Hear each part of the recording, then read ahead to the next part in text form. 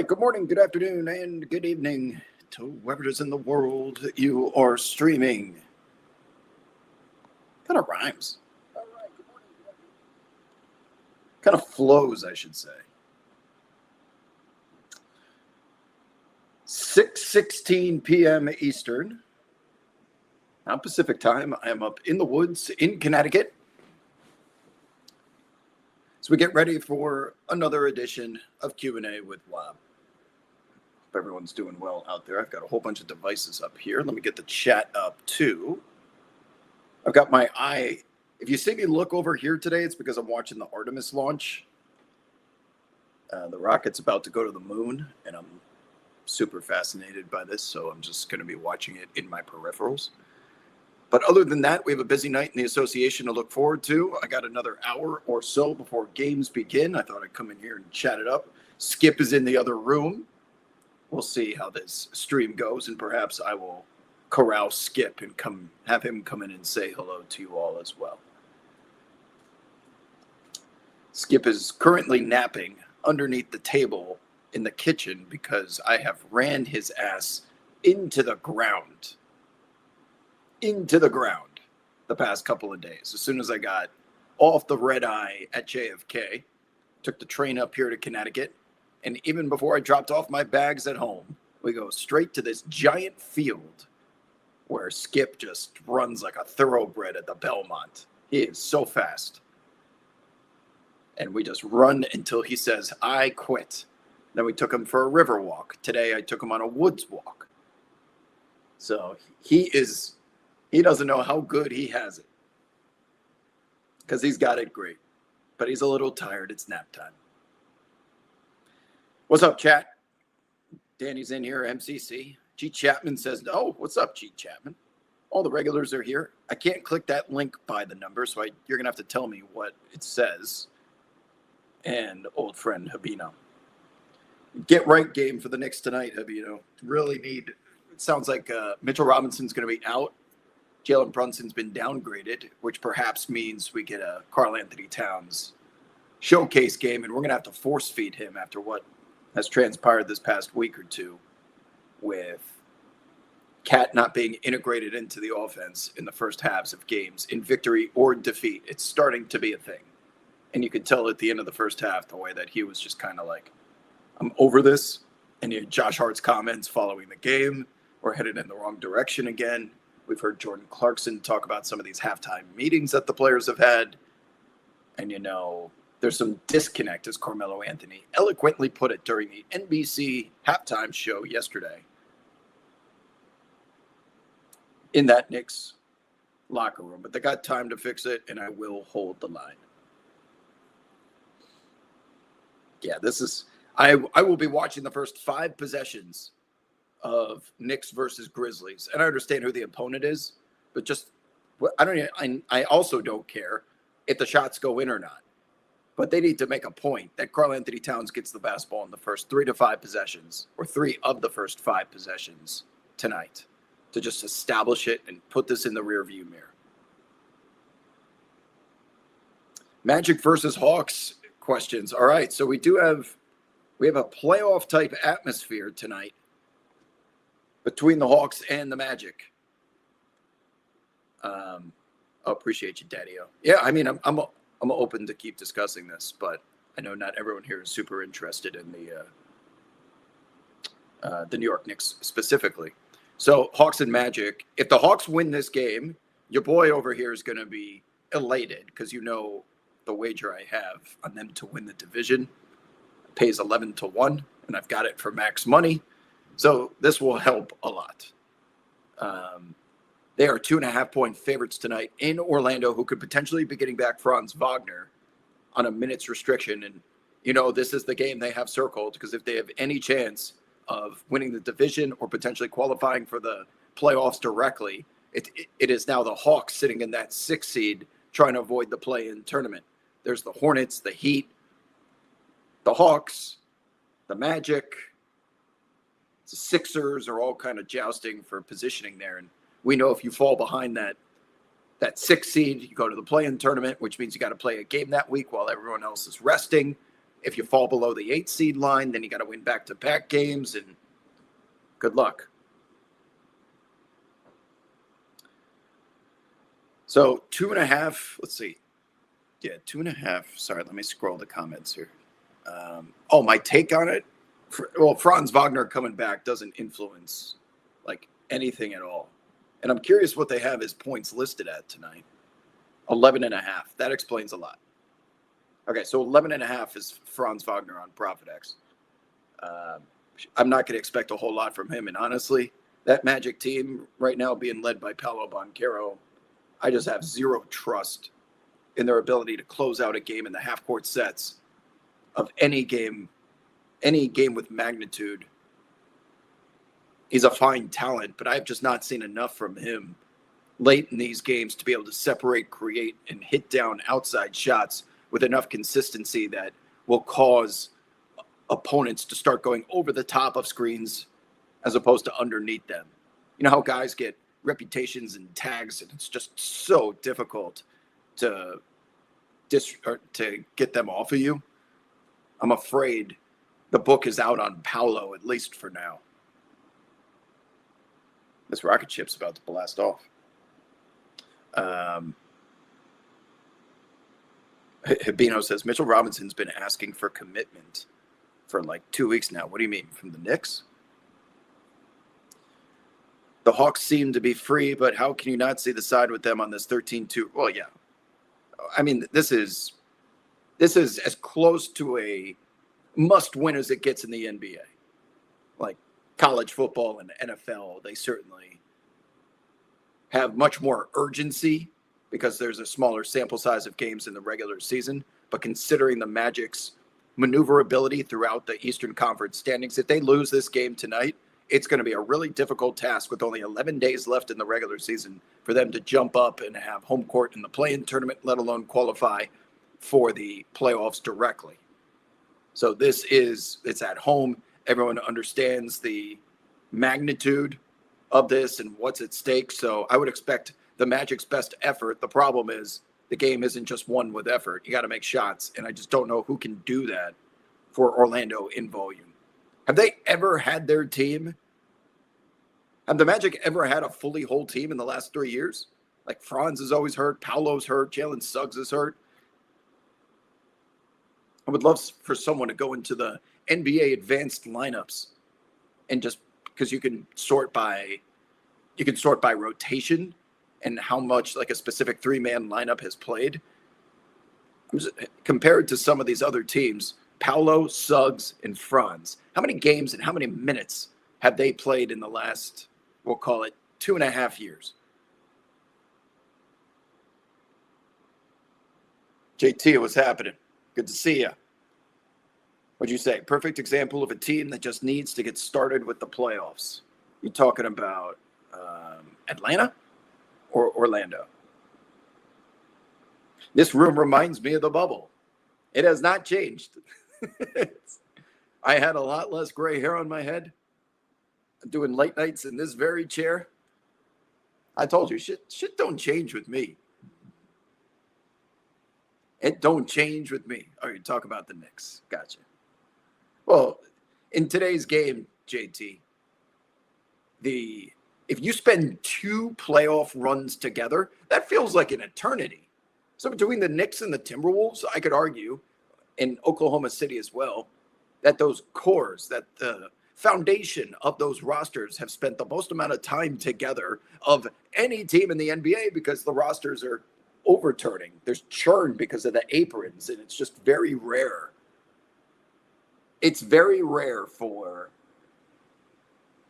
a really good starting 5 to stay together for more than just a couple of seasons, because if they're that good, then everyone wants to get paid.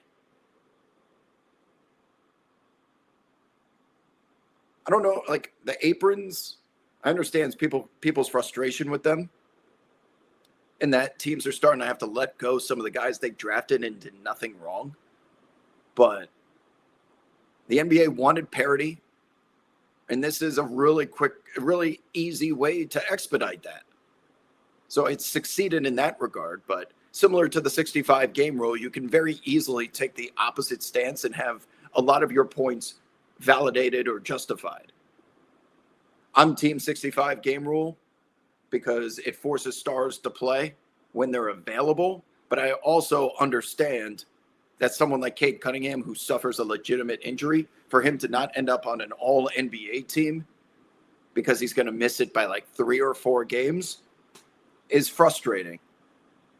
But I would love for those people that want the 65 game rule to be removed. Why did we pick 16 for the age that people drive, 18 for the age that people vote in the United States? Why isn't it 19? Why isn't it 17?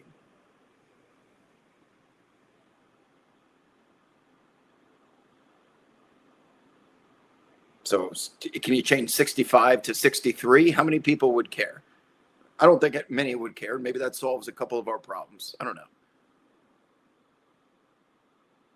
Yeah, it's the second leg of a road back-to-back for the Knicks tonight, as well as a lot of these teams. So look for those starters. If Brunson misses, you're going to see Tyler Kolek, but they're going to be featuring Karl-Anthony Towns to make him feel good. His frustration was caught by those NBC cameras last night. And when Carmelo Anthony, of all people, speaks with conviction about it, it's a thing. Carmelo said, it looks to me like there's disconnect. He wouldn't just say shit on television. Some people just say shit, but this is Carmelo Anthony we're talking about. I mean, he's still very pro-Knicks. He has a reputation to defend. He is an all-time great player. He doesn't need to just Skip Bayless his way through network television.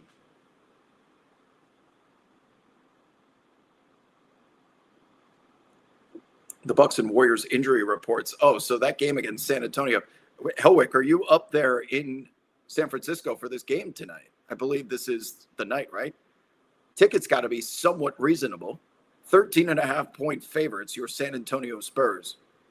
And just to give you guys a little, because if you are like on Twitter actively and often, I would say the discourse of MVP is between Victor Wembanyama and Shai Gilgeous-Alexander. I've made my stance very clear. The season ends today.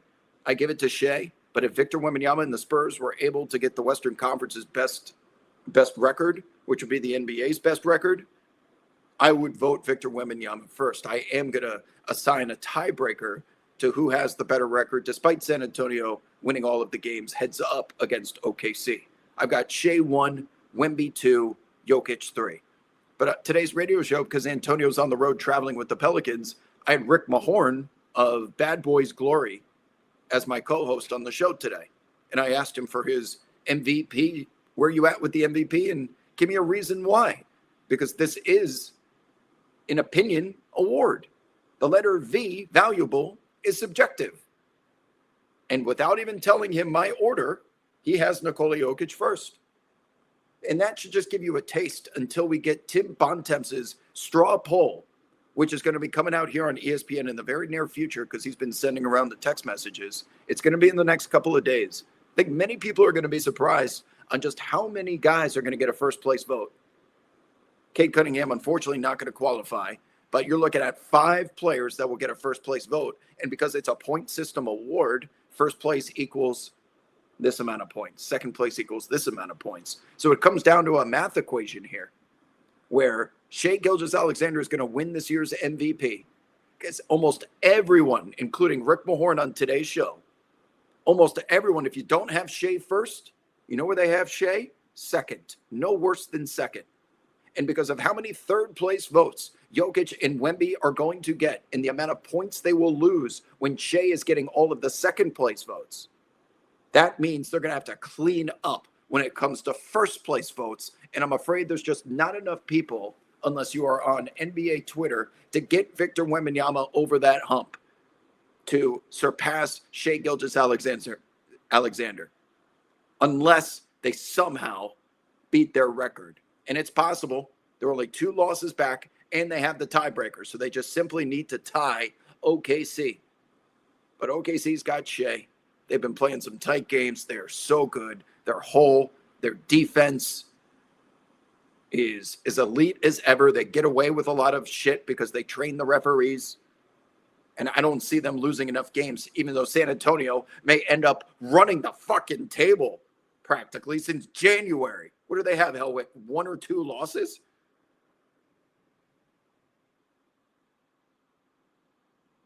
Will is asking in the chat, is there any chance that Luka wins MVP? That answer is no, and don't say something that I'm not saying, or like don't put words in my mouth. That I'm telling you, Luka has zero chance in MVP. Has nothing to do with the season that he's had, which has been tremendous. It is a math equation, which he will simply not have enough points to finish, I think, even on the podium.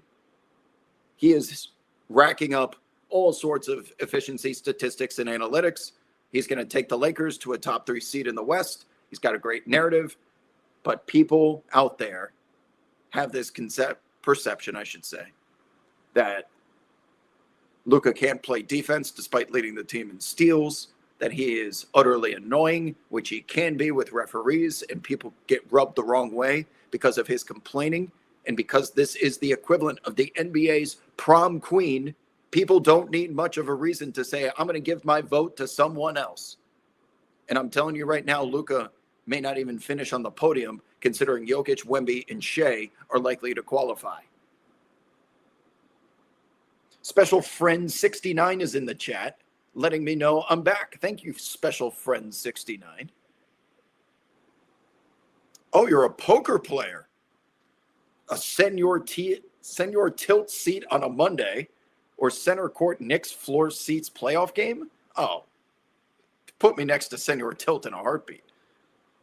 I don't want to make this sound obnoxious, but when you work in the NBA, going to games feels like work if you do it enough.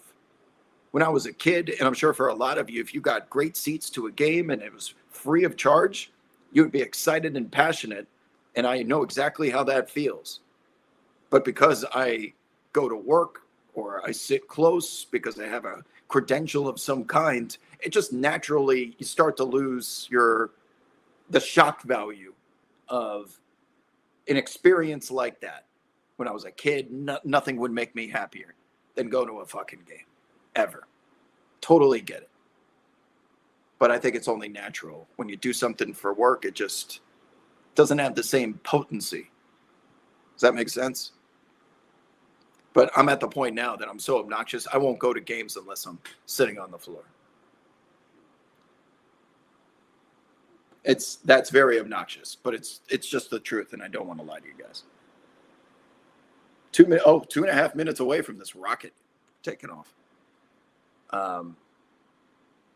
What else was I going to say? No, I would love to sit at a table, especially if I'm staked. Hey, Senor Tilt, if you want to stake me, give me the Kylie Jenner stake seat, put me into a high roller game, clip this and send it to Senor Tilt. I'll be happy to play on his dime.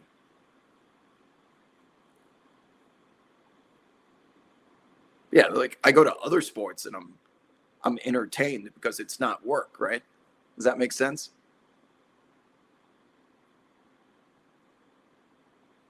Any chance the Lakers can make a deep run? Asks Shaden. I think they can win a first-round playoff series against. Let me run through this real quick. The Lakers can beat the Rockets. Realistic first-round opponents are going to be either the Rockets, the Wolves, or the Nuggets. I don't think they can beat the Wolves, and I don't think they can beat the Nuggets, but they can beat the Rockets. And then the Phoenix Suns. The Phoenix Suns are going to finish 7th, and they can't play the Lakers because the Lakers are so far behind the Spurs. So I will say that they can beat those teams. And then if you're Los Angeles, would you rather play the Spurs or OKC in the second round? Spurs all day, all fucking day. Not a chance you're beating OKC. LA won't get they'll get maybe one game against the Thunder. So the matchups, you go up against San Antonio's lack of experience and just hope that plays a major factor because San Antonio's got probably the most talented team outside of Oklahoma City. Top to bottom, they do? Yeah. LA's got the star power, but man, San Antonio runs deep.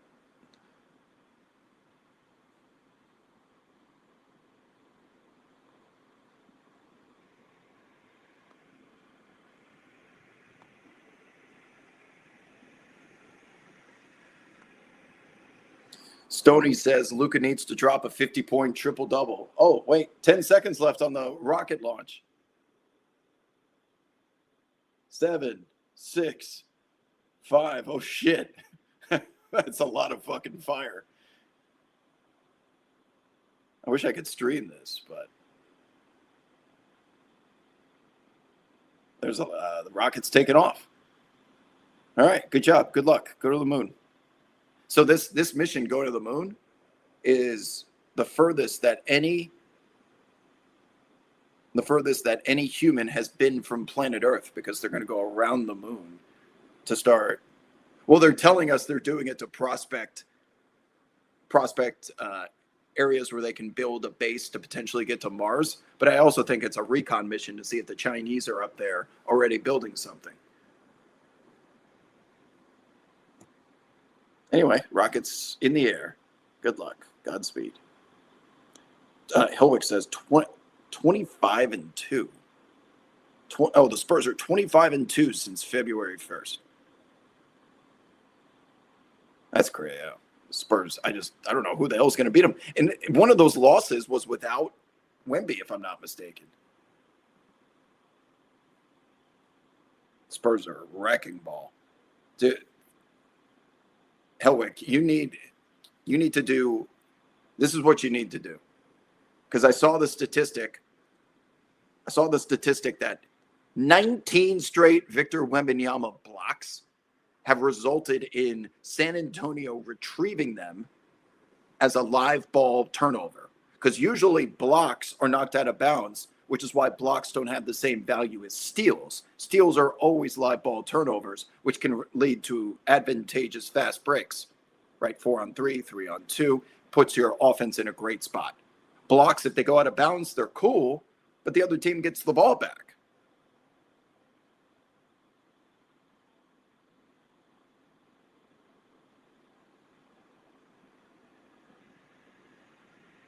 Okay, I think the rocket is still. I thought for a second it was crashing, but it's fine. Okay, so what I need you to do, Helwick, is tell me or find out. I lost my train of thought.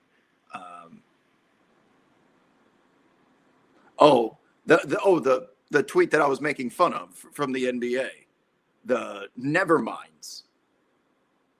I had this thought during the radio show yesterday because of the number of Neverminds that Victor Wembanyama causes during dribble penetration.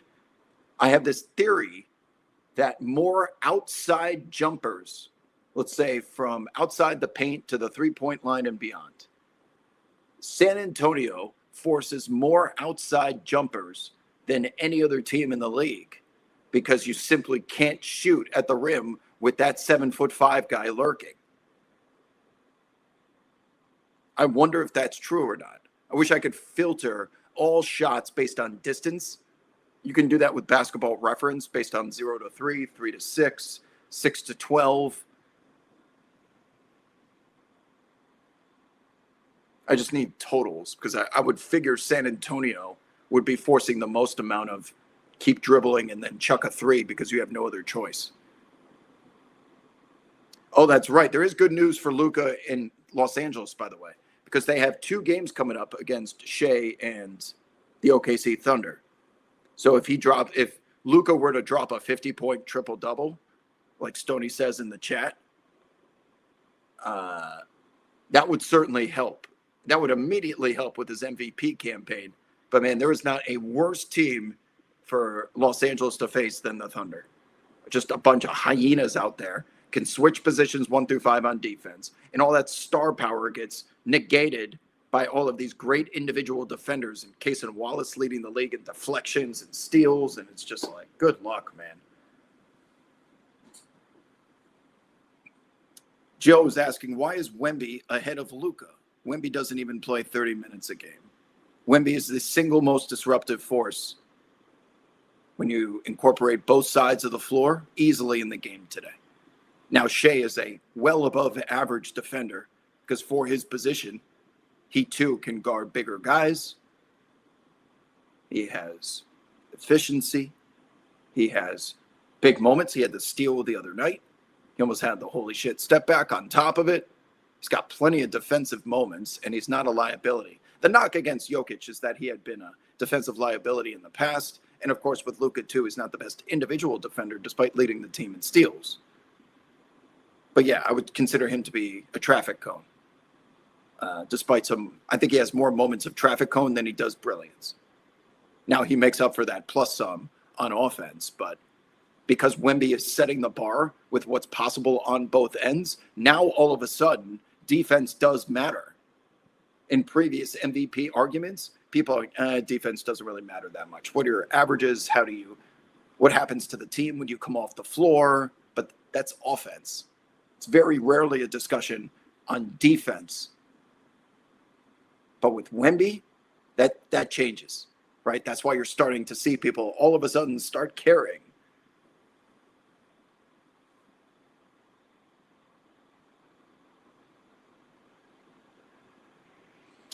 Raka's in the chat asking, isn't the MVP supposed to be an individual award? Why would a 2 to 3 win difference matter? Because to me, my personal opinion on MVP, I have Wemby and Shea so close that I would like to decide my tiebreaker based on who finishes with the league's best record.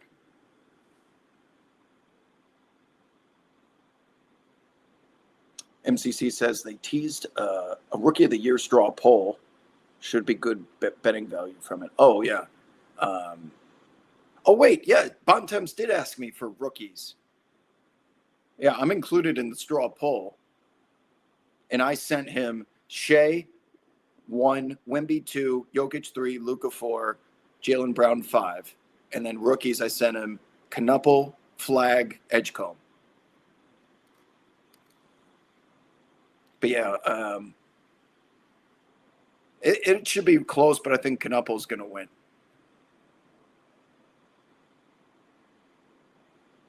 Oh, good question. Phil Cross, you must have been listening to the show today because Rick Mahorn obviously wants to talk a lot of Pistons considering he was on the Bad Boys and he's on the radio.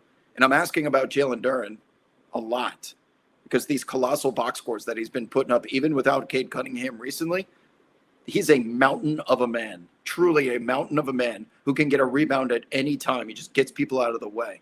But now he's starting to turn into an offensive player that's not just a lob threat, right? He's developing mid-range game, both with a put shot, a jumper, but he can pass out of it. So the next step of part of his evolution is the corner three. Are we going to see Jalen Duren start shooting corner threes within the next 2 seasons? If he starts doing that and making those near 35%, we're talking about one of the elite offensive and defensive centers in the NBA. Now, we could be a couple of seasons away from that, but Brook Lopez went from never shooting a three-pointer in his 10-year career, and now it's all he shoots. Even Andre Drummond was joking around in preseasons all the time. He shoots three-pointers. But considering he's only 22 and he's already here right now, how can you not think the sky's the limit for that kid? Tav is asking me, does Luka ever win an MVP at this point? Unless SGA or Wemby get hurt and don't get to 65, it might be the only way. And again, I want you guys to think about I wrote it down. I went through the process of assigning my all NBA teams. And it was hard to put together even third team all NBA, considering the guys that are not going to qualify, your Tatums, your Halliburtons, your Dames, your Morants, like they're not even in the equation. And I still had 5 leftover players that I could make a case very easily to make third team all NBA. Someone like Julius Randle, someone like Jalen Duren, someone like LaMelo Ball, someone like Karl Anthony Towns. But just the guy who's the most important player on the New York Knicks, leading the league in rebounding, can't even make third team all NBA. There is so much fucking talent. Like, there's a lot wrong with the NBA, but don't you dare ever try and accuse them of lacking star power. That is by far the most leverage that they have over every other professional sports league in North America, maybe even the world, short of Champions League, UEFA. I say this because MVP, if Cade Cunningham qualified, you would have 6 guys that get a first place vote, at least one first place vote.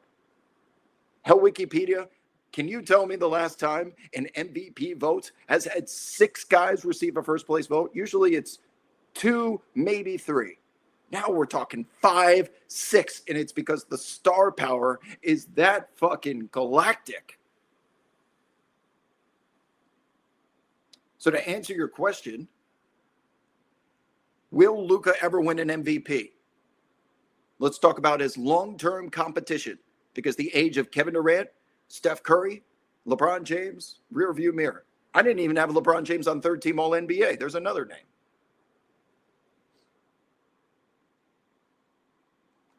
Luka's biggest competition will be Shea. Jokic will eventually fade. But for now, it's going to be Shea, Jokic, Wemby. And the problem is Jaylen Brown and Jason Tatum, now that they're healthy again, are going to siphon away usage from each other that I don't think neither will ever be seriously considered. So those three with Luka, and then Cade when he comes back, if the Pistons remain at the top of the Eastern Conference, Anthony Edwards exists. So in the next 5 years, those are the names I'd be looking out for. In the next 10 years, Luka's biggest competition will be Wemby and Ant. And probably still, well, Shea's not young. Let's just exclude Shea. Even if Shea wasn't there. Ant, Wemby, Luka. That's your 10-year window of competition. And oh, by the way, this is excluding someone like Giannis Antetokounmpo, who could come back and return to that zenith form that won him his MVPs. JT, I want to bet the chat right now. Will Luka Doncic win a single regular season MVP before his career concludes? And considering how many seasons he's now played in the NBA, he's not a spring chicken, which means he's got to win in the next 5 or 6 years. Will Luka Doncic ever win a regular season MVP? That's a great bet. I would book that at minus 110, yes, no. I would lean towards yes. And you know what? Minus 110 and even. Yes, the line just moved. Minus 120, yes, even, no.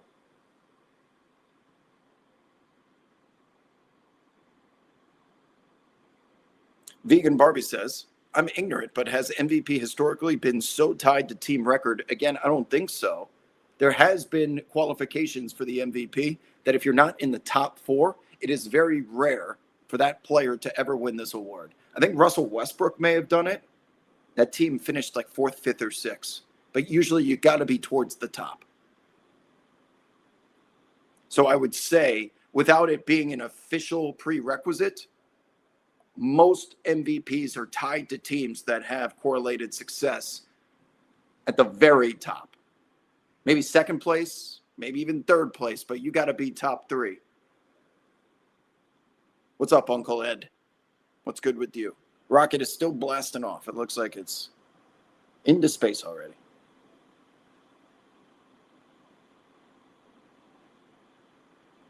Joe says that the Lakers can definitely beat the Wolves. They're such a bad matchup. They got too much size. Julius Randle has been so good, man. So good. If Bill Simmons is the Celtics, Rob Perez is the Knicks, who is the Charlotte Hornets? Like a content creator who... But similar to Simmons, like, yeah, I'm obviously a Knicks fan, but I remain objective. I would consider myself objective towards the rest of the league for sure. So, like, who's the Charlotte Hornets version?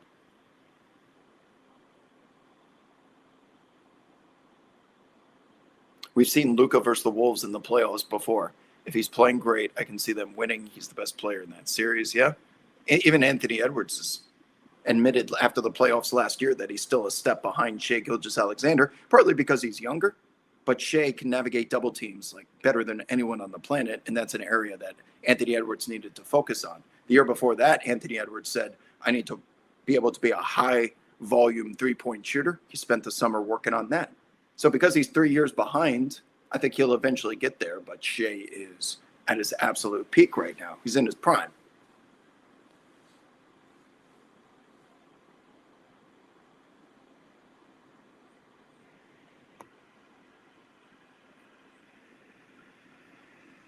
Helwig says the Spurs can become the first team ever tonight to win 5 straight road games by 25 plus points. Sheesh. And we already have the record number of 30 plus point blowouts in NBA history this season. And we still have 11 days left after tonight. Oh, good question from Sims, who says, if the Knicks don't reach the Eastern Conference Finals, is Cat gone in the offseason? Unfortunately, I could see that being a reality. I could see them going for Giannis if Cat struggles and they don't make the finals. I don't want that personally, but if it's anything that it looked like last night in Houston and that's the way the Knicks go out, then unfortunately this just isn't going to work, despite Cat being the perfect supplement to what Jalen Brunson does. You have a catch-and-shoot big man that doesn't need the ball in his hands to create his own offense, and yet he still is dominant if he does. Like, we don't need another high-usage backcourt player. You don't want a Garland and Donovan Mitchell situation with Jalen Brunson. Cat is perfect for him. And I guess Giannis in a way would be too, and the Knicks defense would change, but the whole culture, everything would change. But I would say if the Knicks sputter out of the playoffs and fall short of reaching the finals, and it's an ugly out, and it's obvious that his integration into the offense is just not going to happen, I think he'll get traded. But not yet, obviously. Still got a lot of basketball to play.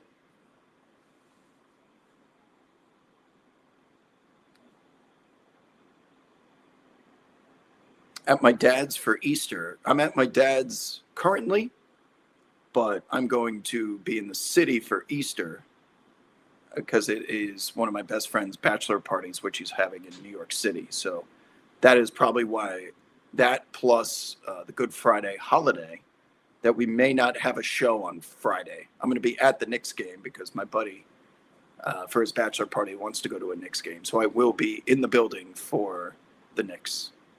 It's Knicks Bulls, and tickets are ludicrous. I mean, it's like $350 just to get in against the Bulls. Easter Sunday shit, or Easter weekend shit.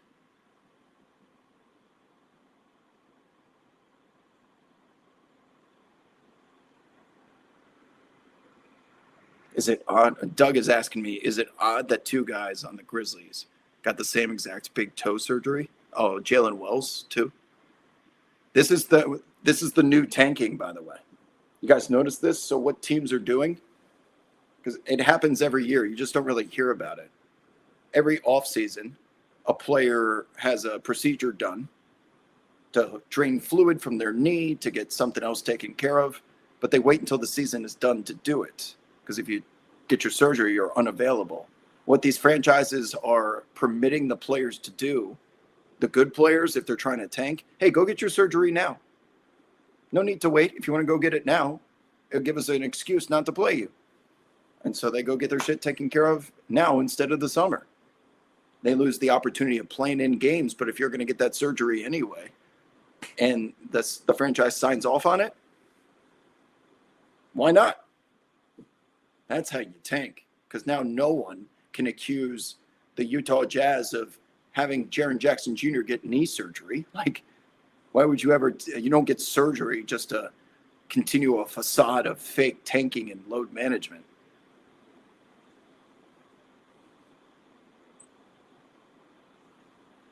Sims says, kind of like how Franz and Paolo both had the same core muscle injury last year. It's just staggered timing. Yeah.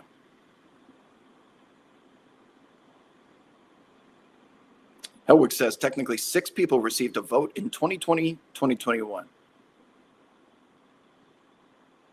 And Derrick Rose, because they did a fan. Wait, first place vote? You're telling me Jokic, Curry, CP3 got a first place MVP vote? No way. I'm not talking about 5th place votes. I'm talking about first place only. I could believe CP3 got a random 5th place vote from someone, but not a first place vote. Someone gave him a first place vote? What team was he on then? Was that the Thunder?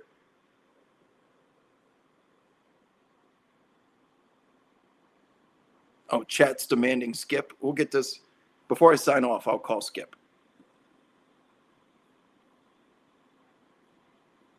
Oh, okay. Hell Wikipedia reports 6 different players received a first place vote in 2006. Steve Nash, Kobe Bryant, LeBron James, Chauncey Billups, Dirk Nowitzki, and Elton Brand. Elton Brand was really good in the mid 2000s, but first place MVP? How do you know this shit?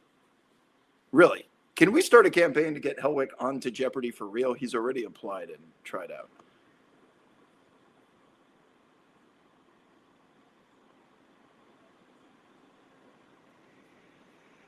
Jokic won on a 6 seed in 2022. Jamal Murray missed the whole year. Michael Porter Jr. played 9 games, and they still won 48 games. Yeah. So they were 48 and 34. So 14 games over 500. Jokic was not a top 4 seed. But I remember that year. I mean, he was a statistical anomaly the same way that Russell Westbrook was. But that's what's going to be required if you're not in the top 4.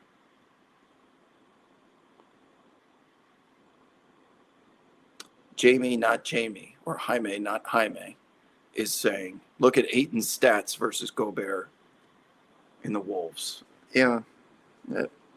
I'm not trusting DeAndre. You could tell me he's shooting 100% from the field with the best offensive rating in the NBA, and I still won't trust DeAndre Ayton as far as I can throw him. He's on my no trust list. He's with the Clippers. It's the Clippers and DeAndre Ayton. No matter what they do, sorry, guilty.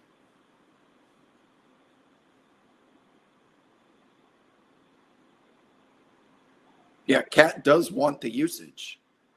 And he's not getting it in the first half. He's getting it in the second half. But you don't need Jalen Brunson getting up high volume to start off these games when he's going to be the one that you're going to in the fourth quarter in the clutch. Like, that's when Cat should absolutely be featured and force-fed.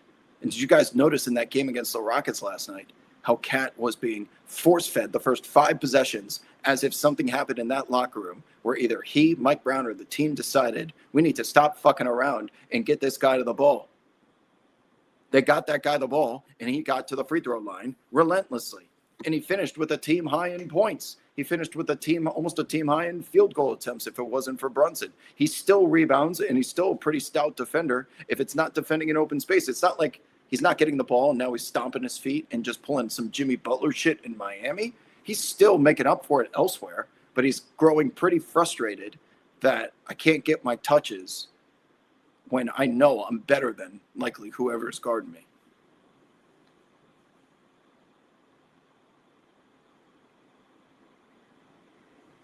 Those were first place votes in 2020. That was Suns Bucks finals. You're telling me 6 guys got a first place vote? 6 guys? Including whatever that fan vote was with Derrick Rose?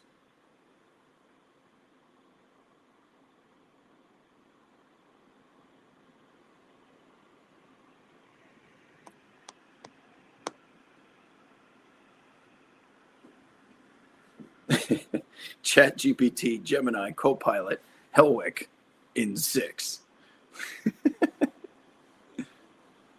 Well, Hellwick, if the day that you go on to Jeopardy, I will do a watch party for you.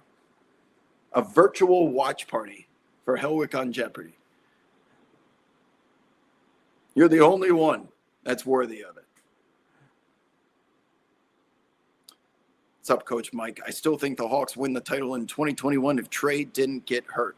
That was Ben Simmons' year, right? That was the Ben Simmons pass. So they lost to the Bucks. Trey got hurt. Yeah, that Hawks team was good. Yeah.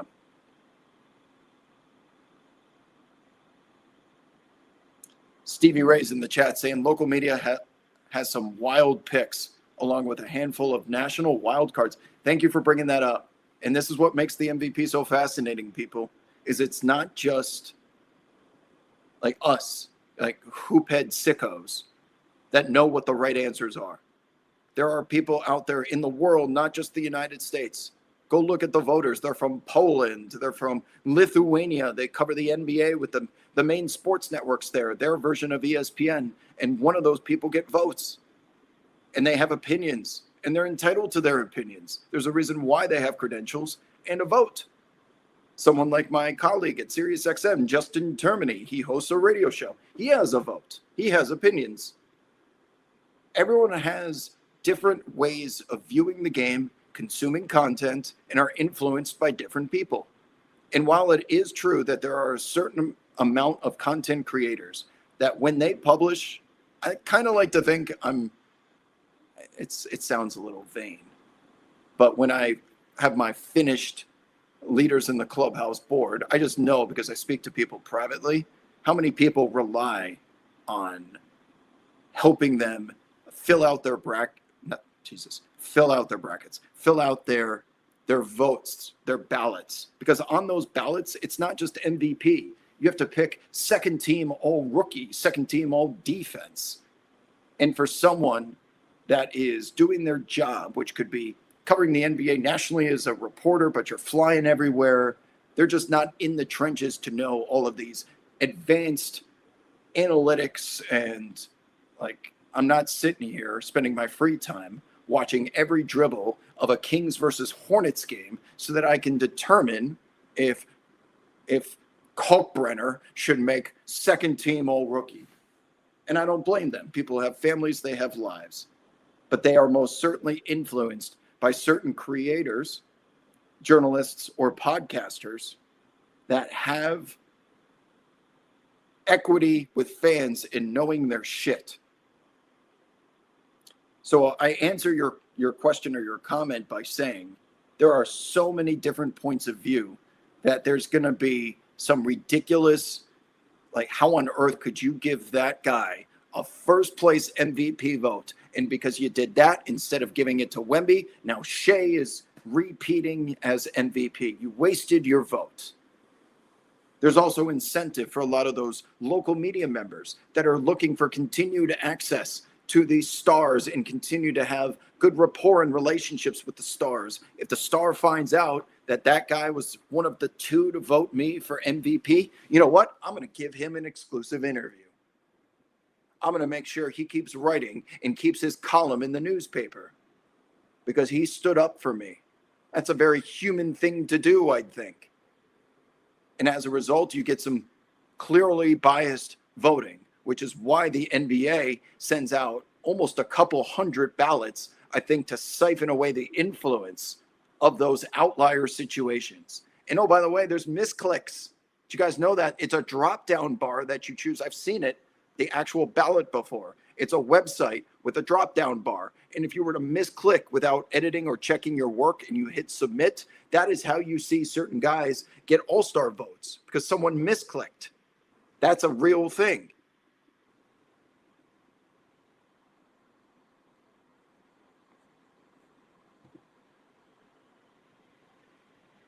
Sim says fans traditionally are mid at voting, hence the Zaza and Wiggins fiascos. So the Zaza thing was because he rallied an entire country, Republic of Georgia, to vote for him, and it almost worked. Wiggins, yeah, similarly. Well,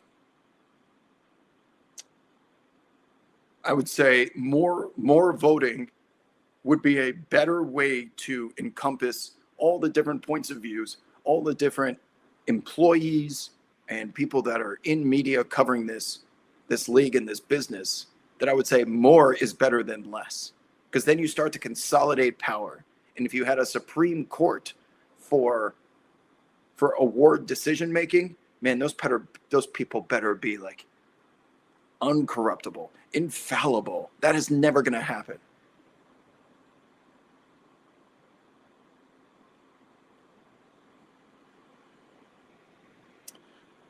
Helwig says, I remember you tweeting through the Hawks might win if DeAndre Hunter didn't get hurt. Yeah. That Hawks team was fucking good. They were ahead of their time. Because you have a DeAndre Hunter who's 3-and-D, Trae Young, high usage star that can get to the free throw line. They had a big time player, a secondary scorer, Bogdan Bogdanovic, if I'm not mistaken. Kevin Herter was on that team too, another 3-and-D guy. Yeah.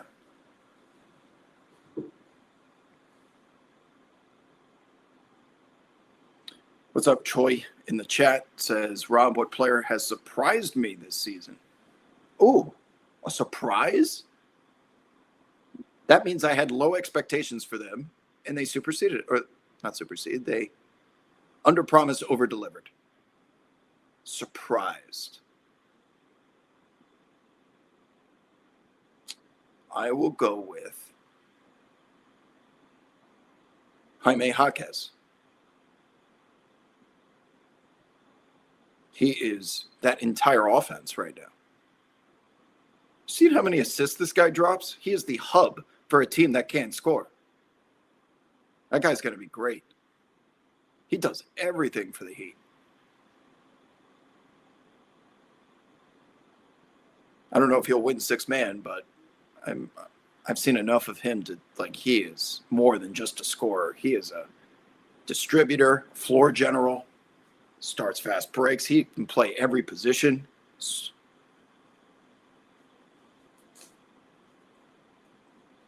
Why is Dennis Jenkins not an MIP candidate? Because MIP traditionally is not about the quantity of miles or terrain traversed. It is about the difficulty of that terrain. And it's usually players that become first-time all-stars from being somewhat. It's not like complete irrelevance to now mainstay. It's mainstay into all-star.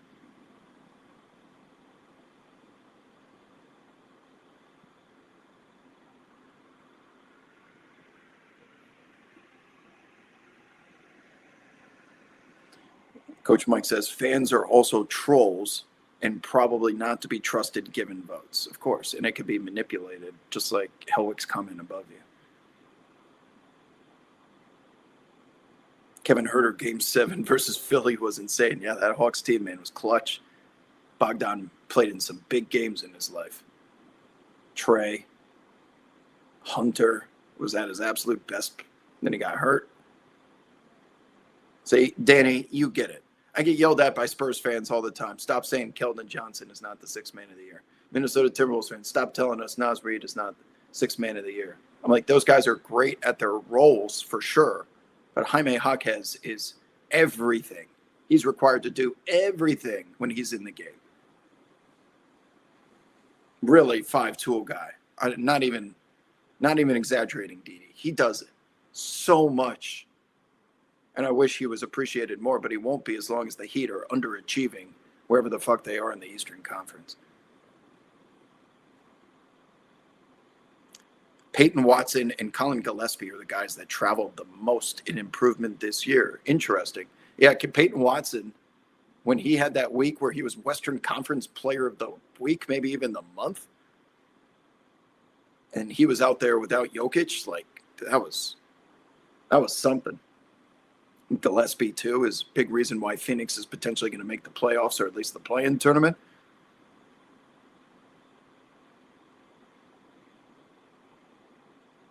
Yeah, I would say those guys have traveled the furthest from what they were last year to now, because even Dennis Jenkins is only in there getting these reps, Vegan Barbie, because of Cade's injury.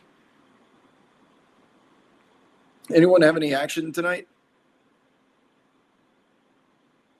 Told you, I think the Hawks win, but that game is going to be tight, as is Celtics Heat. Heat are a little desperate right now, catching 5.5 points. All these other games are terrible. Look at these games, man. Look at these games right here. Bucks, Rockets, Knicks, Grizzlies, Pacers, Bulls, Nuggets, Jazz. Raptors, Kings. Look at these games on the screen, man. Woof. 19-point spread, 13-point spread, 14-point spread. Bulls Pacers, thank God, going to be a tight game at 3. 17-point spread on the road. Probably not even playing half their guys. God damn. Y'all need to pass those anti-tanking laws ASAP.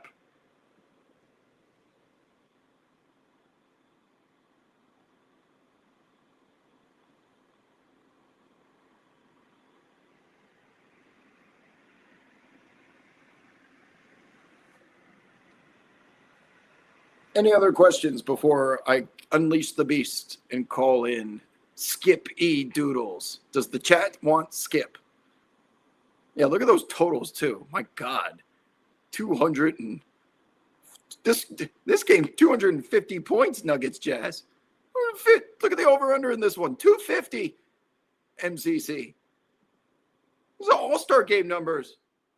All-star game, they played more defense. This most recent one.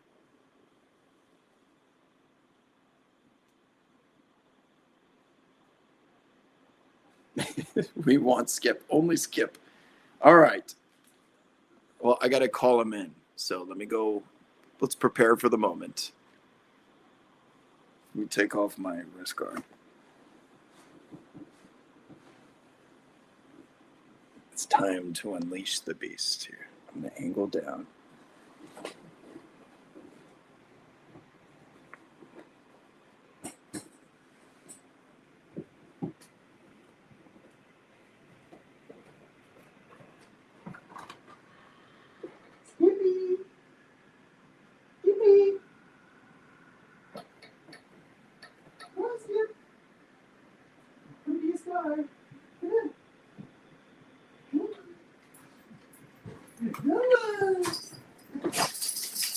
Who's a good boy?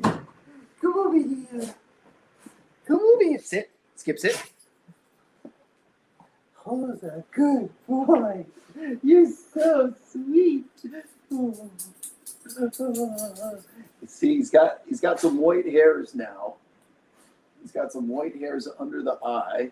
Oh, under the eye. He gets tired after like 6 or 7 runs. He's going on 6 years old, believe it or not. So we got him at the end of COVID when I was doing shows in here. Almost 6 years old. Stop rubbing on me. Oh, yes, you're so sweet. Sit one more time. Be pretty. Sit. Sit. Skip, sit. Skip, sit. Sit.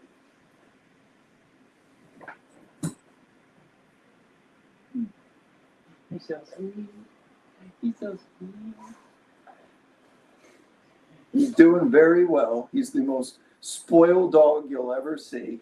He's healthy. He loves a good wrestle, which you can get right now.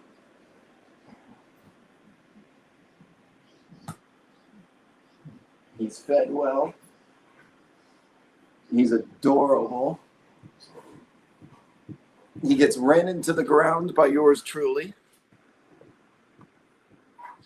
And that's it. And that's it. The life of Skip. Many treats. You can hear his tail wagging on the floor. He went from little puppy during COVID and radio roulette streams and late night with Wob to now with his starting to get some salt and pepper in his beard the same way I am. He ages so fast. Starting to get white hair at 6. He's the best boy. Come on, you want to say hi one more time? One more time. Give the people what they want. Roll around a little bit. That's right. That's right. Roll around a little bit. Give the people what they want. You're so proper. That's right. That's right. Skippy Doodles. He's so sweet. I'm getting them all riled up for a night of basketball. Anything else you'd like to say, Skip? You could be the star for a second. You're such a showman. Oh, he does this thing. He starts to dig. He's instinctually trying to dig a foxhole so he can lay in it. He loves digging holes and laying in them. It's wolf instincts, I think.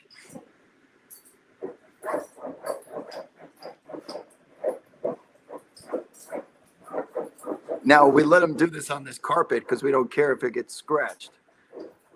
But he'll do this for about a minute, and then he'll lay right on top of it because he has to dig that hole first to feel safe. Oh, that wasn't the spot. This one might be.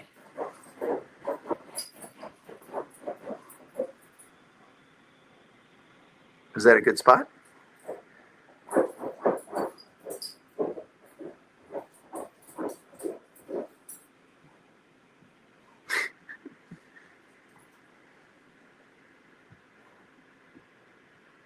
This is life with Skip. Want to go for a walk? You want to go for a walk? Yeah, I just say the word. You want to go for a walk? Another walk? You want to go for a walk? Uh-oh. I said the word. They're not going for a walk. We got to go watch basketball. All right, people. I got them all riled up. On that note, it has been a pleasure. I don't think we'll be doing a show on Friday because I'll be headed towards the Knicks game in the city. Oh, if I fits, I sits. So I may not be back until Monday. And if that's the case, I hope you guys have a good holiday weekend if you celebrate. But if not, maybe we'll get a police chase of some kind. It's been a while. GG's in the chat. Thanks for hanging out tonight. And I'll see you on the timeline. See you, everybody.